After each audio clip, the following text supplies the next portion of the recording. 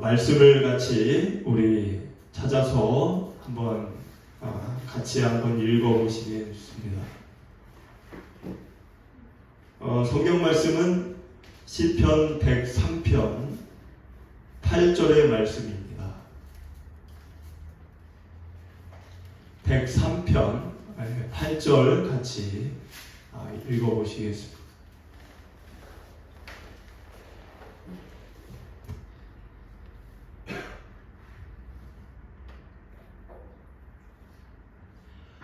우리 한 목소리로 같이 읽어보겠습니다. 여호와는 긍휼이 많으시고 은혜로우시며 노하기를 더디하시고 인자하심이 풍부하시도다. 아멘.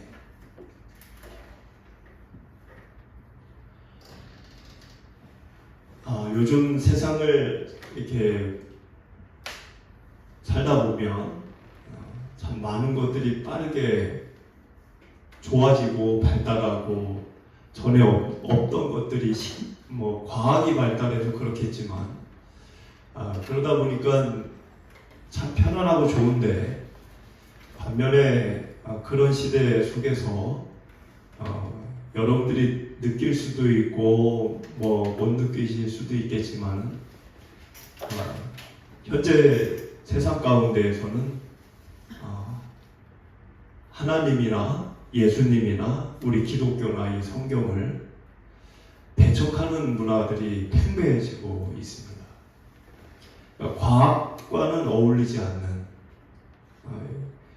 이 과학의 시대에 성경 이야기는 신화와 같은 이야기, 이거는 그냥 소설 같은 이야기, 창작된 이야기 이렇게 치부하는 일들이 전에는 제가 대학교 다닐 때만 해도 크게는 못 느꼈는데 그때도 그런 건 있었지만은 지금 너무나 많은 분들이 그러한 생각을 갖고 교회를 바라보고 또 성경을 바라보고 있다는 것을 많이 느끼게 됩니다. 그래서 여러분들이 사실 과거를 보면 중세시대에도 그런 기독교에 대한 공격이 치열하게 많았습니다. 중세시대에도. 근데 그런 때에도 그거를 세상이 그렇게 교회를 무너뜨리려고 공격을 해올 때 그거를 막아낸 분들이 있었어요. 우리가 잘 아는 어거스틴이라든가 아우구스티누스, 그런 분들이 대단한 그 실력으로 그런 사람들을 만나 논쟁을 하고 반박을 하고 학식적으로 그거를 철학이 됐든 뭐가 됐든 그래서 기독교를 지켜낸 분들이 있었습니다. 근데 지금 이 오늘날에 다시 그 일이 벌어지는 것 같아요. 다시. 그래서 여러분들이 흔들릴 수밖에 없는 세상을 살고 있다.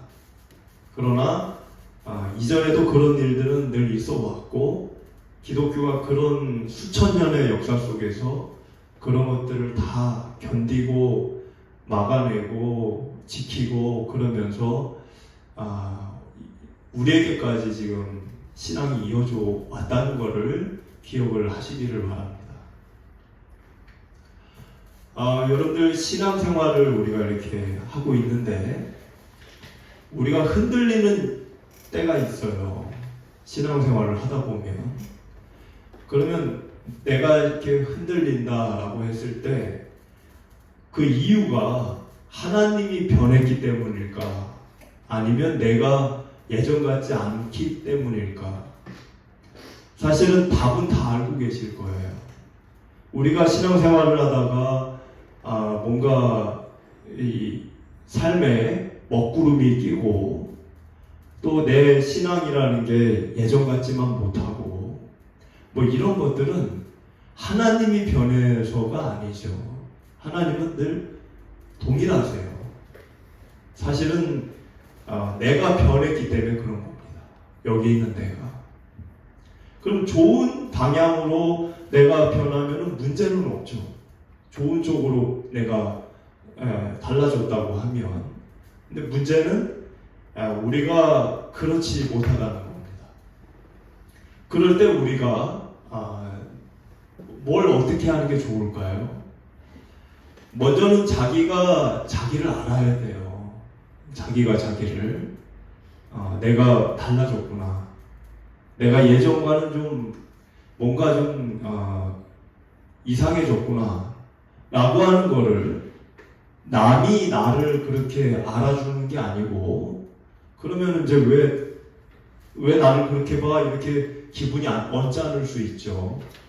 남이 아니라 내가 나의 그러한 것들을 알아야 되는 겁니다.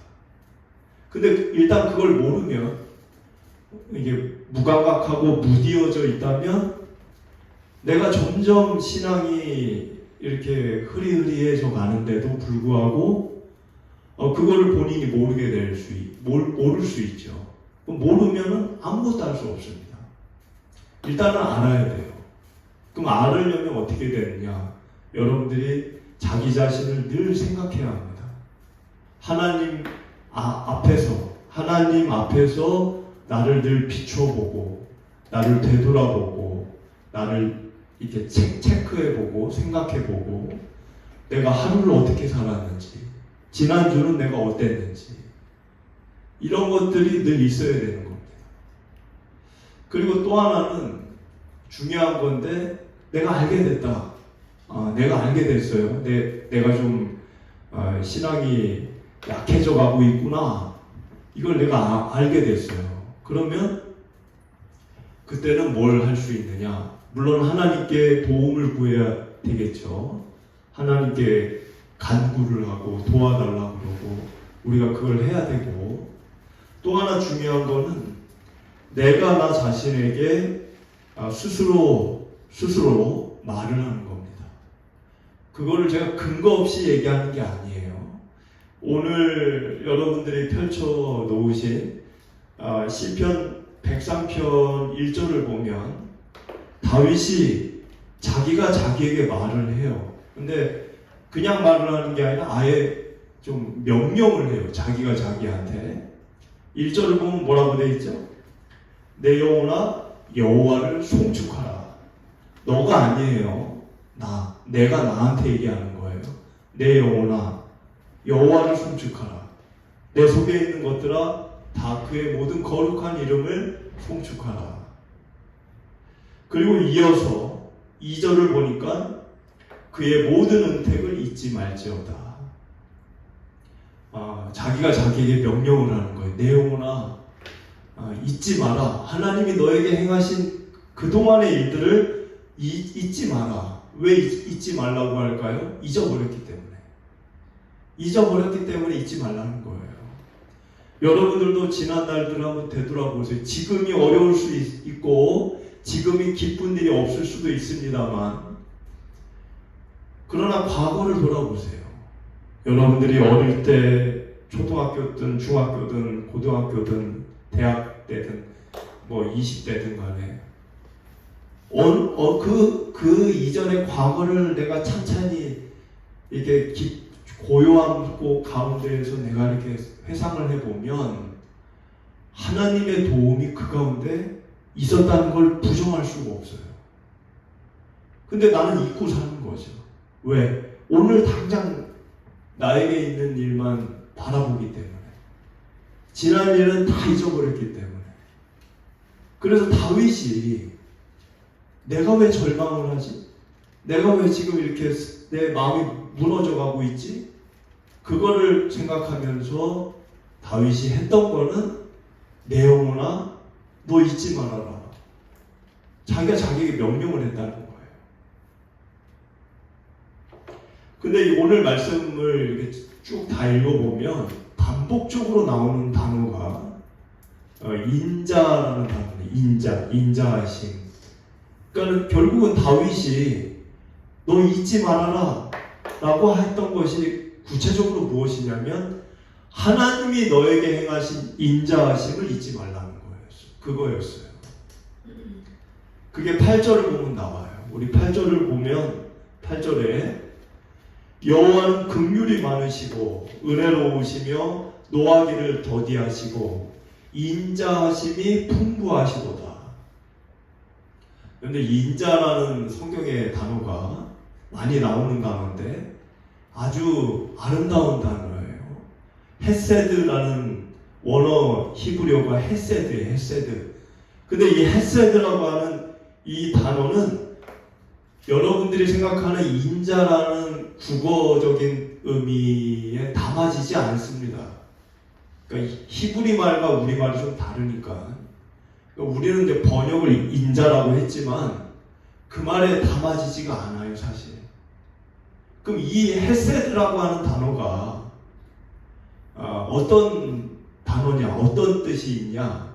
그러니까 인자는 우리 국어고 원래 뜻은 변하지 않는 사람, 그리고 언약을 끝까지 지키는 사람, 신실한 사람, 책임을 지는 사람, 그리고 포기하지 않는 사람을 얘기합니다.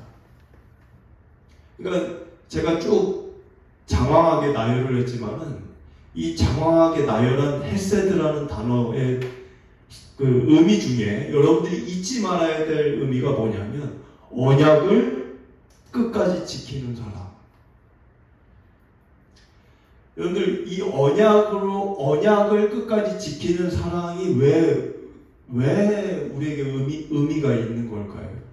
근데 우리 사람은 누군가를 사랑할 때 감정으로 사랑하죠. 감정. 그럼 감정으로 사랑하는 게 있고 언약으로 사랑하는 게 있다는 거예요. 근데 성경의 인자는 하나님의 인자하심은 감정이 아니고 언약을 끝까지 지키기 위해 행하시는 사랑을 얘기한다는 거예요. 헤세드라는 단어가. 그럼 감정으로 하는 사랑은 어떤 사랑일까요? 여러분들이 다 하는 사랑이잖아요. 여러분들이 다 하시는 사랑. 감정은 어떻게 됩니까? 식어질 때가 있어요. 그럼 식어지면 언제 식어질 수 있을까요? 내가 사랑하는 그 사람이 나를 사랑하지 않아. 나를 안 사랑해. 한때는 나를 사랑했는데 그 사람이 나 이제 너 사랑하지 않아. 나는 사랑하지 않는 정도가 아니라 너 이제 보기도 싫어. 좀 연락도 하지 말고 좀 나한테 오지 마. 그러면 그 사람을 사랑할 수 있을까요? 그게 감정이에요. 감정. 근데 언약으로 하는 사람은 뭐냐? 언약으로 하는 사람은 상대가 나 너 싫어. 나 이제 너 안 만날래. 라고 등을 돌려도 처음에 한 약속이 있기 때문에 그 사람을 끝까지 버리지 않는 게 언약으로 하는 사랑이에요. 하나님이 인간들을 사랑할 때 감정이 아닙니다. 그랬으면 벌써 하나님은 우리를 버려도 여러 번 버렸을 거예요. 여러 번. 왜? 우리가 먼저 하나님을 버렸기 때문에. 그런데 하나님은 우리가 자기를 등지고 하나님 싫어요. 하나님 없어요. 지금 아까 제가 얘기한 대로 하나님은 소설 같은 신화 같은 분이에요. 나 하나님 안 믿어요. 우리가 이렇게 했을 때 하나님이 감정으로 사랑을 하는 거라면 그래? 그럼 나도 너희들 떠날게.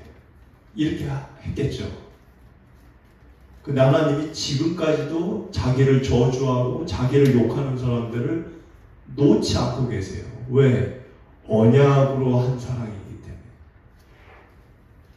그 성경을 보면 이스라엘 민족들이 여러 차례 하나님을 버렸어요.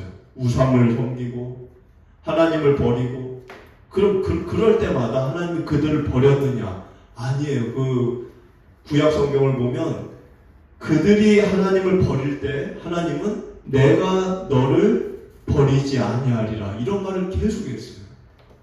자기를 이미 버렸는데 하나님 자신은 나는 너희들을 버리지 않았다는 거예요. 그건 감정이 아니에요. 왜 그럼 하나님이 이스라엘 민족을 안 버렸을까? 언약을 했기 때문에. 아브라함하고도 했고, 노아하고도 했고, 다윗하고도 했고, 언약을 다 맺었어요. 그래서 그 하나님은 그 약속, 신실하신 하나님, 한 번 한 약속은 무슨 일이 있어도 이행하시는 하나님. 그래서 버리지 않았다는 거예요. 근데 긍휼이라는 단어가 8절에도 나오는데 좀 이게 비슷한 거 아니냐 이렇게 생각할 수 있습니다. 근데 엄밀히 얘기하면 다른 말이에요.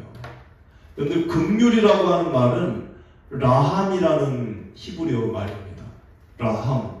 아까 인자는 헤세드고, 근데 이 라함이라는 말이 어디서 나왔냐면 레헴이라는 단어에서 나왔어요.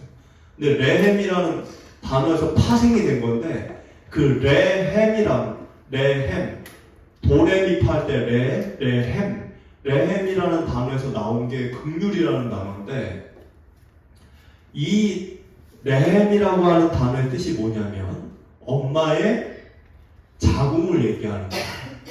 어머니의 태, 어머니의 자궁. 왜 그게 그 말에서 나온 것이냐? 이 뱃속에 있는 아이는 어떤 상태죠? 엄마가 주는 게 없으면 죽어요. 그러니까 무능력한, 그냥 오로지 엄마만을 의지하는 상태. 그게 뱃속에 있는 아기의 상태예요. 그러니까 이 엄마가 뱃속에 있는 아기를 생각할 때 내가 아니면 얘는 죽어. 얘는 나 없이는 살 수 없어. 그 마음이 긍휼이라는 마음이라는. 근데 하나님이 인간을 바라볼 때, 여러분들을 바라볼 때 하나님의 마음이 어떤 마음이냐면 얘는 나 없으면 죽어. 그 마음을 보고 있다는 거예요. 그러니까는 얼마나 불쌍하게 보이고 얼마나 그렇게 긍휼의 마음이 가겠습니까? 그런데 이 상대가 나는 당신의 자식이 아니야. 나는 이제 뱃속에 있는 아기가 아니야. 이제 다 장성했어. 이제는 내 힘으로 내가 얼마든지 살 수 있어. 이제는 난 당신 의지하지 않아. 의지하지 않는 게 아니라 이제는 당신 싫어. 나는 내가 할 길 갈 거야. 만약 이렇게 하면 긍휼의 마음만 있어서는 한계가 있는 거예요. 긍휼하지가 않죠. 그렇게 하면 뱃속에 아기일 때나 긍휼하지. 그렇게 되면은 긍휼의 마음은 한계가 있어요. 그때 하나님이 우리 인간들이 내가 왜 하나님을 의지하고 살아? 나 혼자 얼마든지 살 수 있어. 하나님 필요 없어 이제. 이럴 때 그런 인간을 보면서, 그땐 긍휼이 아니에요. 그런 인간이 뭐가 불쌍해 보여요. 그때는 하나님이 인자하심으로 보는 거예요. 네가 그렇게 해도 내가 너에게 한 약속이 있기 때문에 끝까지 너를 내가 사랑하겠다. 그래서 긍휼과 인자라고 하는 거는 다 하나님이 우리에게 갖고 계신 마음인데 상황에 따라 좀 다른 거예요. 그래서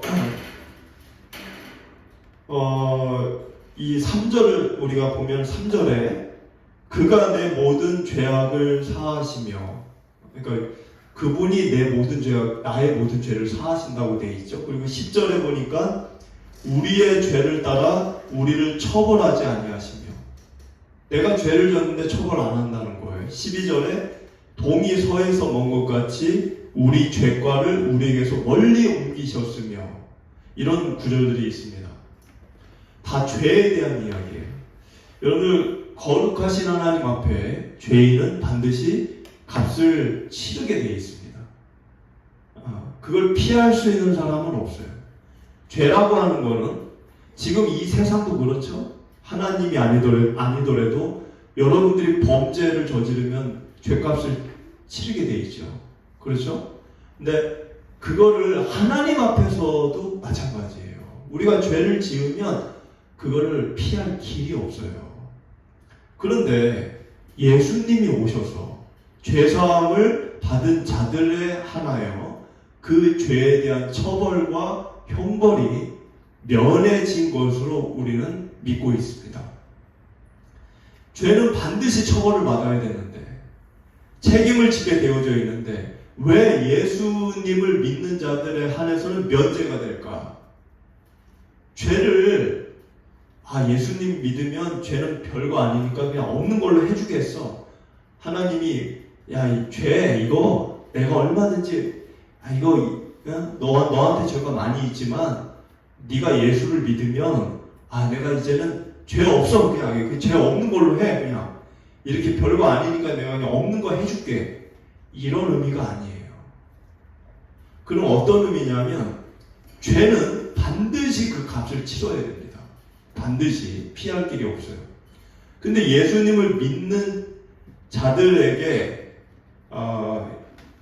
하나님이 바라보는 마음은 죄의 값을 너가 치르는 게 아니라 내가 치르겠다는 거예요. 네가 죄를 지었지만 부모인 내가 자녀인 너의 죄 값을 내가 대신 치르겠다는 거예요. 그래서 예수님이 십자가에서 죽으신 겁니다. 그러니까 죄라는 게 별거 아닌 게 굉장히 심각한 거예요. 왜? 예수님조차 그 죄를 없애지, 그냥 말로 전지전능하니까 죄는 다 없어질지어다 이렇게 해가지고 없앨 수 있는 그 정도의 가벼운 게 아니라는 거예요. 죄라고 하는 거는 반드시 그 처벌과 책임을 져야 돼 있다는 거죠. 그런데 자녀인 우리가 그 처벌받는 걸 차마 눈뜨고 볼 수 없으니 부모인 내가 그거를 인간으로 태어나서 그 고통과 치욕과 죽음을 내가 그 처벌을 받겠다. 그래서 예수님이 이 땅에 오신 겁니다. 그리고 그 일이 이루어졌다는 것을 믿는 자들에 한해서만, 안 믿으면은 그게 나하고는 관계없는 일이 되는 거고, 그거를 받아들이고 그거를 영접하고 그거를 인정하는 자들에 한해서 그 죄가 죄과라고 하는 게 예수님께로 넘어가는 거예요. 그래서 우리는 죄에 대한 처벌을 면제받는 겁니다. 그러면 여러분들, 왜 주님은 자기가 스스로 내가 대신 인간들의 죄값을 받겠다고 자처를 했을까요? 물론 우리 인간들 중에서는 모두가 죄인이기 때문에, 저도 죄인이고 여러분도 죄인이라 내가 여러분들을 대신해서 여러분의 죄값을 치를 수가 없어요. 저도 죄인이라. 그럼 내 죄값, 나도 죄인인데 내가 어떻게 여러분들의 죄값을 치를 자격이 있겠어요? 그러니까 예수님밖에는 자격자가 없는데, 예수님은 죄가 없으니까. 근데 아무리 예수님이 적임자라고 해도 당사자인 예수님이 나는 인간들을 위해 대신 그래도 죽을 마음이 없어요 이럴 수 있잖아요. 근데 왜 예수님이 인간들을 위해 값을 치르겠다고 스스로 동의를 하셨을까요? 그 이유가 14절을 한번 읽어보시면, 14절에 이는 그가 우리의 체질을 아시며 우리가 단지 먼지뿐임을 기억하심이로다. 이유는 우리의 연약함을 알기 때문이라는 거예요. 왜 예수님이 이 땅에 오셨느냐? 인간들을 위해 죽기 위해. 우리의 연약함을 알았기 때문에. 우리가 우리 체질을 알고, 우리 체질이 연약한 거죠. 그리고 먼지뿐인 걸 안다. 그러니까는 우리는 다 죽음 가운데 살고 있다는 거죠. 우리의 실패를 알고 있고 우리의 연약함을 아시기 때문에. 그래서 14절에 제가 읽은 말씀에 기억하심이로다 이런 말이 있는데, 하나님이 뭘 기억한다는 걸까요? 우리의 연약함. 우리가 연약한 것을 알고 있기 때문에, 기억하고 있기 때문에 불쌍하게 보이셨다는 거예요. 하나님은 이미 알고 계세요. 우리가 먼지라는 거를. 여러분들 우리 사람이 대단해 보이잖아요. 권력이 있고 돈이 있고 뭐 사람이 막 힘이 있고 대단해 보이죠. 사실 먼지예요, 먼지. 그렇게 그 사람이 앞에서 아무리 뭐 남자가 잘생기고 여자가 이쁘고 뭐 돈이 많고 뭐 좋은 옷 입고, 여러분 100년 뒤에는 어떻게 될까요? 그 사람 100년도 안 걸려요. 100년도 안 걸려요. 화장을 하잖아요? 그럼 뭐만 나올까요? 화장을 하면 임플란트 이빨만 나와요. 금도 녹으니까. 그럼 나머지는 다 뭐예요? 먼지예요, 먼지. 우린 다 먼지예요. 바람이 불면 날아가는 연약한 존재예요. 그래서 15절에 보니까 인생은 그날이 풀과 같고 그 영화도 들의 꽃과 같다. 이스라엘의 풀은 우리나라 풀처럼 사계절 내내 푸른 풀이 아닙니다. 이스라엘은 이 동풍, 열풍이라고 하는데 그 뜨거운 바람이 한번 불면 그날부로 그 풀이 시들어버려요. 하루 만에 시들어버려요. 우리 인생이 그와 같다는 거예요. 얼마나 여러분들 지금까지 생애가 빨리 지나가셨습니까? 금방 지나갔죠? 벌써 내가 이 나이가 됐나? 여러분들 지나다니는 노인들을 볼 때 있죠? 80세, 90세. 저는 그분들을 볼 때 내일 모레? 아니 금방 내가 그렇게 될 거라고 생각을 하고 봅니다. 강한 척을 할 필요가 없어요. 괜찮은 척할 필요도 없어요. 우리의 연약함을 하나님이 기억하고 있고 알고 계세요. 그걸 잊어버리고 들의 꽃의 영화, 지금 15절에 그 영화가 들의 꽃과 같다. 영화라는 게 뭐예요? 부귀 영화. 돈 있고 내가 권력이 있고 그러면은 그 연약함을 잊어버려요. 까마득하게 잊어버려요. 17절을 보니까 그러나 여호와의 인자하심은 영원부터 영원까지 자기를 경외하는 자에게 이르며, 이 17절 말씀에 제일 중요한 단어가 그러나예요.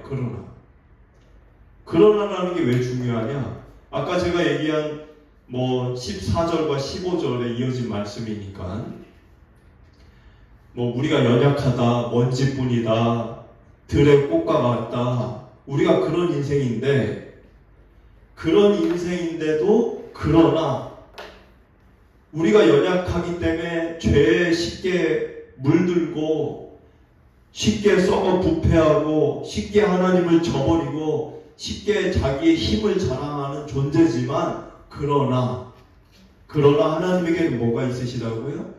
인자하심이 있다는 거예요. 하나님에게 인자하심이 있다는 건 뭐예요? 우리가 그런 존재지만 우리를 버리지 않는다는 거예요. 왜? 언약 때문에. 자, 언약을 좀 얘기해 볼게요. 언약. 여러분들 약속이라고 볼 수 있는데, 언약이라고 하는 건 약속이에요. 그런데 누구와의 약속일까요? 하나님과의 약속이에요. 하나님과의 약속. 그게 언약이에요. 언약. 근데 언약이라고 하는 거는 누가 먼저 시작했을까요? 우리 인간이 하나님 약속해 주세요. 하나님 저한테 약속해 주세요. 그래서 언약이 이루어진 게 아니에요. 언약은 하나님이 먼저 제안을 하신 겁니다. 우리에게 먼저. 오늘날 계약을 할 때, 여러분들이 집을 사거나 뭘 할 때 계약을 하죠. 오늘날의 계약은 쌍방간에 조건을 맞추어서 계약을 합니다. 당신이 이거를 하면 나는 이거를 하겠다. 그게 계약이죠. 당신이 집을 주면 나는 월세를 내겠다. 계약이잖아, 계약. 그거는 조건부, 그러니까 내가 이거를 하면 당신은 이걸 한다. 쌍방간의 계약이에요. 근데 성경의 언약은 달라요. 뭐가 다를까요? 하나님이 일방적으로 우리에게 이행하는 언약입니다. 그러니까는 예를 들어 아브라함에게 하나님이 말씀하셨어요. 뭐라고 얘기했죠? 내가 너를 큰 민족으로 만들겠다. 그때 아브라함이 하나님께 해드릴 수 있는 게 있었습니까? 아무것도 없었어요. 뭘 할 수 있겠어요? 그냥 멍한 거지. 그냥 멍한 거지. 저기 무슨 말씀이시지? 뭐 이런 거지. 내가 너를 큰 민족으로 만들게. 그때 이 아브라함이 뭘 할 수 있었겠어요? 뭐 돈을 드리겠어요? 뭐를 하겠어요? 그리고 그 언약을 아브라함한테 하실 때 하나님이 일방적으로 먼저 얘기하신 거예요. 아브라함이 뭐 큰 민족 만들어 주세요. 그런 얘기 한 적이 없어요. 그런데 인간은 그 언약을 받은 인간은 그 언약을 어떻게 했느냐? 수도 없이 깨트려 버렸어요. 수도 없이. 성경을 보면 아담이 하나님과의 관계를 깨트려 버렸습니다. 하나님과 관계를 아담이 깼잖아요. 아담이. 그래서 하나님과 이 아담과 맺은 언약이 파기돼 버렸어요. 그리고 이스라엘도 그 레위기 그 십계명 그 우리가 아는 율법 시내산 언약을 체결했는데 그게 열왕기 상하서를 보면 다 파기됐어요. 하나님의 언약을 그 이스라엘 사람들이 저버렸다는 거예요. 우상을 섬기고. 다윗도 하나님께 언약을 받았어요. 언약을 받았는데 죄를 지었죠. 죄를 범했죠. 그러니까는 하나님은 언약을 인간하고 맺었는데 인간들이 다 그걸 다 깨트려 버렸다는 거예요. 파기시켰다는 거예요. 그럼 언약을 파기하면 어떻게 되느냐? 심판이 오게 돼 있어요. 원래는 이스라엘 사람들은 언약을 맺을 때, 계약을 맺을 때 짐승을 하나 이렇게 잡습니다. 그래서 짐승을 반으로 쪼개요. 계약을 할 때 그렇게 했다는 거예요. 지금 우리처럼 뭐 도장 찍고 뭐 이렇게 도장을 뭐 이렇게 접어서 찍고 뭐 이렇게 찍고 저렇게 찍고 그렇게 하는 게 아니라 이스라엘 이 성경 시대에는 계약을 맺을 때, 약속을 정할 때 짐승을 하나 가지고 와서 반으로 쪼갰어요. 왜 그걸 쪼갰느냐? 계약을 할 때. 계약을 파기하면 파기한 자가 이 짐승처럼 될 거를 서로 맹세를 하는 거예요. 그게 구약의 계약이에요. 하나님이 인간하고 계약을 맺을 때 그 계약을 파기하면 그 값을 치르게 되어 있는 거예요. 원래는. 여러분들 예수님이 이런 말씀을 하셨죠? 누가복음 22장 20절에 이 잔은, 우리가 성찬식할 때 맨날 하는 말, 이 잔은 내 피로 세우는 새 언약이니 곧 너희를 위하여 붓는 것이라. 왜 이런 말을 하셨죠? 예수님이? 이 말을 하신 예수님의 의미가 뭐냐면 이전의 언약은 너희가 파기했다는 거예요. 누가? 이 인류 전체가. 이전에 그 언약이라는 게 뭐예요? 이전의 언약이라고 하는 거는 시내산 언약, 옛 언약. 구약이라는 게 성경책 구약을 얘기하는 게 아니고 구약이라고 하는 옛 언약은 시내산 언약을 얘기하는 거예요. 그 시내산에서 모세와 하나님이 계약을 맺었어요. 계약을, 그 율법이죠. 그런데 율법을 이행을 했습니까? 안 했습니까? 아무도 안 했어요. 계약이 파기된 거예요. 그래서 이 언약으로는 하나님을 만날 수 있는 사람이 없어요. 세상 가운데. 그러니까는 파기는 누가 한 거예요? 파기. 언약 계약을 체결했는데 하나님이 파기한 게 아니죠. 사람들이 파기한 거예요. 그럼 그 값을 파기한 거에 대한 책임을 누가 져야 됩니까? 하나님이 질 이유가 없어요. 사람이 져야 되는 거예요. 왜? 사람들이 파기했기 때문에. 그런데 희한한 거는 파기를 한 거는 사람들이 파기했는데 파기하지 않은 하나님이 내가 그 값을 치르겠다고 이 땅에 오신 겁니다. 그래서 이 잔은 내 피로, 내 피라는 얘기를 했죠. 아까 짐승을 쪼갠다고 그랬잖아요. 그 계약을 파기하면. 근데 계약을 파기한 자가 인간인데 그 값은 인간이 아니라 하나님이 치르시겠다고 왔다는 거예요. 그러니까 이 피라고 하는 건 두 가지 의미가 있어요. 이 잔에 있는 이 피라고 하는 건 두 가지 의미. 첫 번째 의미는 옛날 언약을 파기한 인류 전체의 그 죄값을 내가 이 피에 담겠다는 거예요. 그게 첫 번째 의미고, 두 번째 의미는 이전의 언약을 가지고서는 하나님을 만날 수 있는 자들이 없기 때문에 이제는 그 언약이 아니라 그거보다 더 완전한 언약, 그걸로는 하나님을 사람들이 만나기 어려우니까 하나님을 사람들이 잘 만날 수 있도록 보다 완전한 언약, 새로운 언약을 세우기 위한 피라는 거예요. 그러니까 이 피라고 하는 거는 두 가지 의미가 있는 거예요.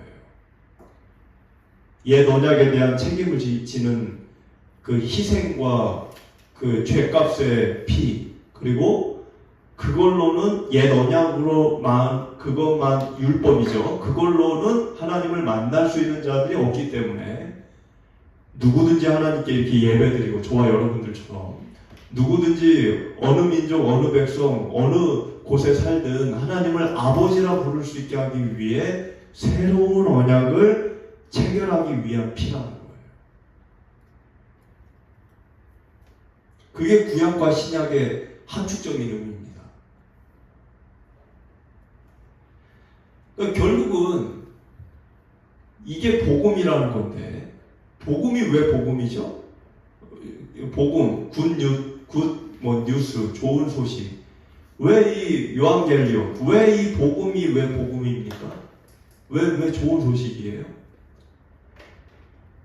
그냥 뭐 우리 구원받으니까 그런 의미가 아니고, 제가 지금까지 쭉 얘기한 내용처럼 파기자가 우리예요.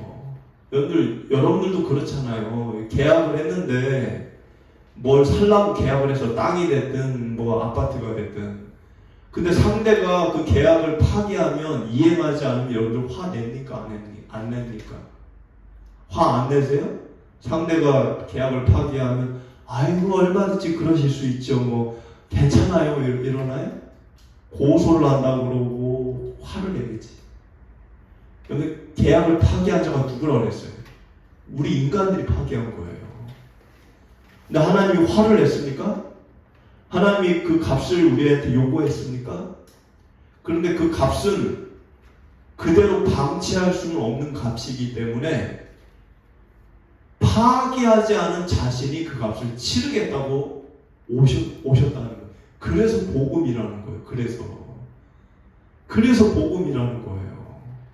이런 놀라운 소식이 어디 있습니까? 파기자는 난데 파기하지 않은 상대가 나의 그 죄의 값을 대신 치르겠다고 왔다는 것 자체가 여러분들 상식적으로 이해가 안 되는 일이잖아요. 그래서 복음인 거예요. 그리고 예수님은 새로운 언약을 체결하신 겁니다. 그리고 그 언약을 체결했기 때문에 언약을 끝까지 이행하는 사람이 인자라고 그랬죠. 인자. 그 인자의 하나님의 마음으로 지금도 우리가 죄를 범하죠. 여러분들 죄 안 범하진 않잖아요. 죄를 범함에도 불구하고 그 언약을 체결한 그 새로운 언약, 신약, 새로운 언약을 체결하신 그 예수님의 그 언약으로 우리를 여전히 버리지 않고 계시다는 것입니다. 그러니까 이게 좀 어려울 수는 있지만 이 인자하심이라는 이 헤세드라고 하는 이 단어는 성경 구약으로부터 신약에 이르는 주님이 갖고 있는 영원에서 영원에 이르는 마음이에요. 우리를 대하시는 놀라운 단어입니다. 그래서 여러분들이 끝까지 언약을 버리거나 포기하지 아니하시는 그 인자하신 주님을 깊이 바라봐 바라보시기를 바랍니다. 그리고 그 가운데에서 주님 곁에 떠나지 말고 주님 곁에 늘 머무시는 그런 생애 되시기를 축복을 드립니다.